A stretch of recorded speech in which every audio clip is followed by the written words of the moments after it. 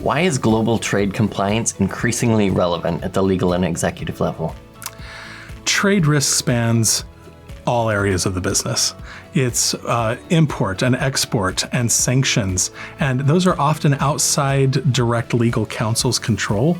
They might, oftentimes trade compliance might fit in logistics or in supply chain or in some area of the business. And so having the chief compliance officers and the general counsel understand where those trade risks is becoming increasingly important. Regulatory enforcement is also at an all-time high and increase. Even just recently, U.S. Customs or the White House presented a document, an executive order for Customs, increasing enforcement requirements. And so as that increases, that includes more risk for chief officers and for legal counsel. And finally, the financial impacts can be quite significant for an organization.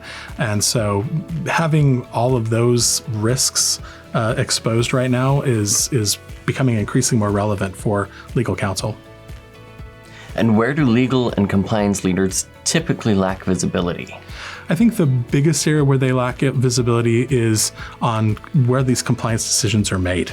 So they don't always know exactly who's making those final decisions. Sometimes, import-export decisions are being made by trade compliance leaders, individuals that are trained and authorized and licensed to handle those kind of situations. But oftentimes in organizations, particularly where you have lots of divisions and they're spread out across a wide area of the country or the world for that matter, you might have shipping clerks that are making very important decisions with huge legal risk that may not have the knowledge and the capability to make those kind of decisions.